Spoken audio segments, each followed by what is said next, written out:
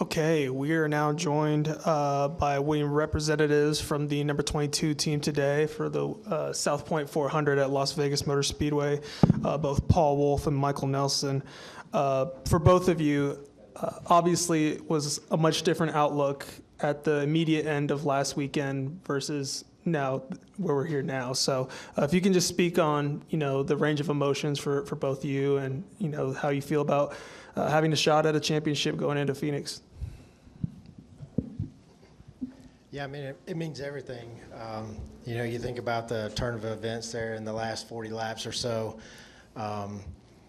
This team did a really good job last week in Charlotte, and I was so disappointed to leave the track thinking that, that was it. And, they were capable of being in there, and obviously have had some terrible luck in the last few weeks. And so happy for them to make it through. And then, man, this is just such a range of emotions from, the end of the race last week to the high of winning today and being in the championship four. So these guys did an awesome job of never giving up and putting themselves in a position to win. And if they couldn't win one way, they won the other way. So kudos to them and their effort today. And for you, Paul, same question.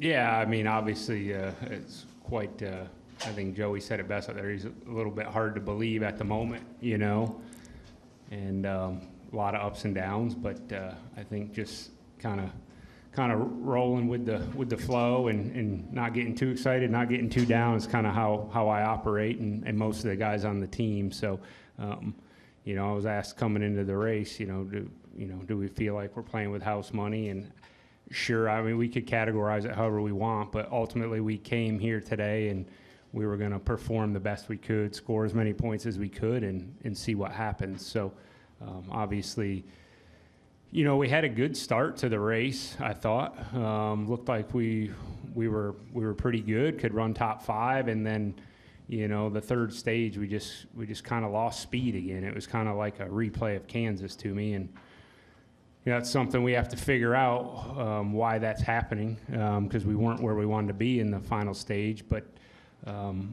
As a team, we continued to do the things we know and continue to fight. And, the opportunity came there at that caution at the end. And that exact scenario was discussed in our pre-race meeting this morning. And it made the call pretty easy for us to know that we were going to stay out. I was actually surprised how many guys pitted.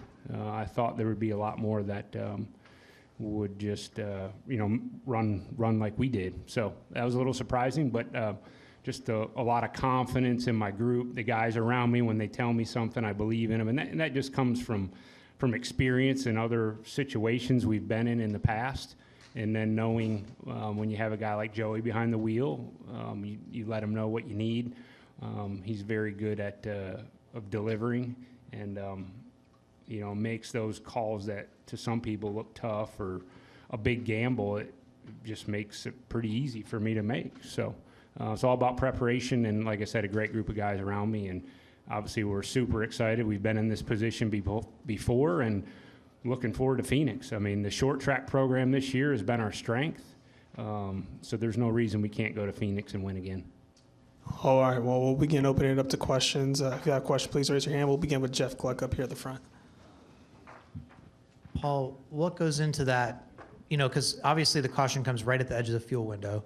So you said you kind of already had, was it like the number of laps specifically in mind? Like, okay, we can go 72 or something if we do this. And then if you're going to go through with that, how much does he immediately have to start saving that entire, like, is that banking on him saving from the start of that run all the way through, or can he run hard and then, if he had saved more, like you could have even had more laps? Yeah, well, I don't want to go into a whole lot of detail and tell all the little details of how we plan and prepare, but ultimately, yes, it was talked about. We had a number based off of fuel mileage from practice. Everyone looks at what their fuel mileage was in practice and has a number of what they think they can go on a full tank. And then it comes down to just calculations of how many laps you can save, because when you start saving fuel, you're going to run slower, right? So how many laps can you save and it still be faster than, rolling down pit road and putting fuel in? So those are the kind of calculations that go into whether or not you can do it. And our engine shop does a good job with fuel mileage. I feel like we're one of the best, if not. So, other guys could have been 2 or 3 laps short where we felt like we were within 1, say. So it may have been a no-brainer for them that they had to pit because it was too close. And if they have to save more than we did, then that ultimately would be faster just to stop. So those are all the things that go into it to make those decisions. And then for us, there's also, you're kind of looking at caution history. What's the likelihood of getting a caution towards the end of the race? When you factor all that in, I just didn't feel like it was worth pitting, because even if we got a caution down the road, you're going to trap some guys lap down, or they had lost their track position because they pitted. So we were getting good fuel mileage. I knew Joey could save us a little at the end, and ultimately he was good to run hard. Initially, we thought like 15 to go. Maybe we would need to, start saving. But I think, I don't know the exact lap, but maybe around lap 25 or 30 to go, we kind of let them know the situation, right? Like, keep running hard, but if you can save anything without losing lap time, do that for us. And he started doing that. So then our mileage got a little bit better, and that almost made it at that point where we didn't need to save at all, just by changing his techniques a little bit without losing lap time. Come up here in the middle. Tom Zaleski, Iron County Today. Paul, take us through the week as you were getting word of the disqualification, and then getting word that you're back in again. And how did the mental preparation affect you for coming into today? What was the goal that you had in mind? Yeah, we knew, if you're referring to whether or not we were making it into round 8, we knew that Sunday night, really. So when we got to the shop on Monday, it was pretty normal prep like we would for any playoff race. Doing all we can. Everyone at the shop at this time of the season is putting in the hours, doing whatever it takes to make sure we're bringing the best piece we know how. And that's what we did with our car in the 12. And then you just got to come here and try to perform without any mistakes. Was there any surprise in the reactions as you got started in the week? You saying because we were in the round of 8, or Because you got there after the disqualification. I wasn't a big surprise. I kind of saw what was going on in post-race inspection.